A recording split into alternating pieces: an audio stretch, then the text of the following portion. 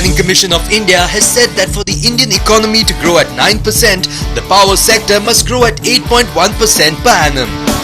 With this statistical figure in the fore, it is today imperative to assess the current situation of the power sector, the challenges faced and its future growth agents.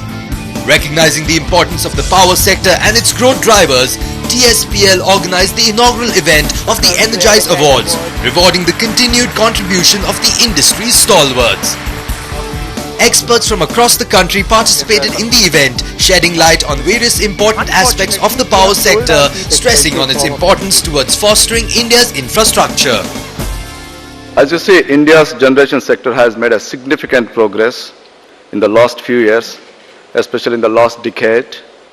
We have almost managed to add double the capacity compared to last year. 2002, we were almost 100 plus gigawatt, and 2012 we are almost 200 plus gigawatt.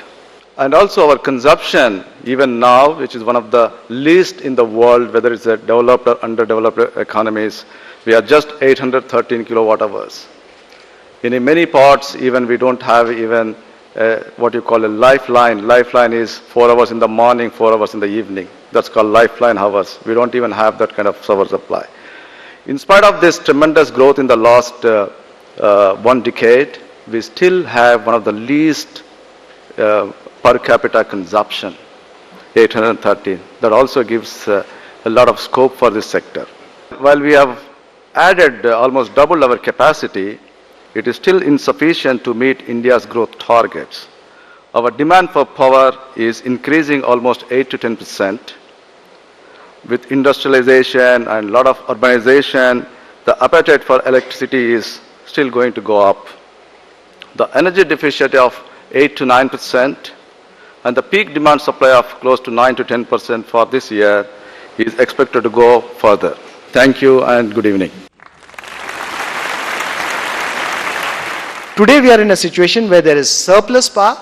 Of course, Maharashtra, we are out of load shedding. There is no load shedding except for a few areas, and I'll come to that. But there is load shedding in most of the country. Where was the confusion? And that is where the challenge now is. The next decade's challenge emerges from this. The first challenge that you ask me if is going to be is the distribution sector. One of the reasons why you have power and you still have load shedding is payment. Because most of the power companies are not ready to sell unless you give cash. And a lot of power companies are lost by selling power and not collecting cash. But distribution companies have no cash. Why has this situation arisen? Since independence, unfortunately, we have told our people, and I'll be very candid, हमने अपने लोगों को ये कहा कि सरकार का जो भी कुछ है वो फुकट का है, फ्री है, उसका पैसे देने की जरूरत ही नहीं. So the first challenge is going to come from is that we'll have to change the psyche of the people that yes, government services need to be paid for. Unless you don't pay for the services, you are not getting power per services, you will not get quality services, you will not get reliable services. And that's the first challenge in front of people like us, people like you. Second challenge that comes in is going to be the tariffs. Ab Maharashtra mein we've listening to a second debate. Bijli to hai, par mehengi hai. Unfortunately, the tariffs in this state or any other state has become very skewed. For example, in Maharashtra, my cost of supply is 5 rupees 56 paisa. I buy power at 3 rupees 30 paisa. I add my losses, I add my O&M costs, transmission costs, interest, depreciation, and it touches 556. Do you know how much I sell it at? The cheapest that I sell it at is 1 rupee. To whom? The farmers. And they consume 25% of my power.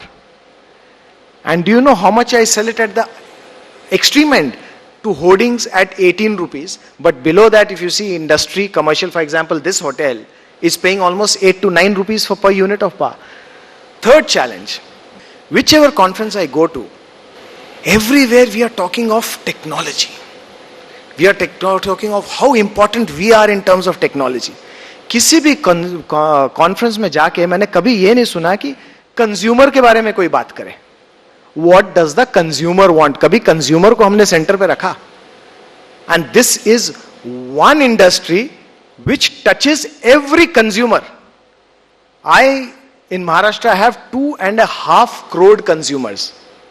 I enter every home once a month. हर घर में महीने में एक दिन मैं जाता ही जाता हूं आपके घर में मीटर पढ़ने. I am entering every home. Is there any industry which touches you more than this? The event saw a stellar panel of industry experts highlight the present scenario in the sector and discuss and deliberate the growth path for the sector.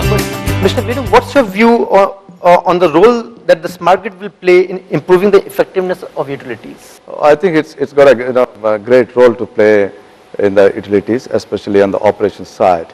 First of all, what is a smart grid? It has got various definitions. But according to me, the simple way to understand for anybody, smart grid is anything you can control is called a smart grid. Suppose it is SCADA, there you can control the process, it's called a smart grid. And the HVDC, you can control the power flow, it's called a smart grid. So it's in a way that, is a simple way to understand that. What does it do for the basically to the utilities? It can understand, it can reduce the technical losses to the great extent. It gives a lot of visibility of their entire network and pain areas, and where they can work on that. Which are the areas, especially the SCADA and the DMS, the distribution management side, which will give a much more, because today every unit is sold in terms of the revenue. It's a huge revenue income to the distribution companies in that. If you look at the cities which have been identified for running a pilot for smart grid, what are the key aspects on which we decide whether this pilot is successful or not, and how do we ensure that we develop a robust business case for the entire utility? Yeah. Right now, what we being pilot cases wherever they are taking is primarily seeing how is the load concentrated, whether the industrial loads and this kind of mix, and predominantly in the consumer feeders, where is high energy consumed customers are located. In those kind of things, the pilots are being run across the countries in several states, but it is limited to only to the tier 1 cities, I would say that.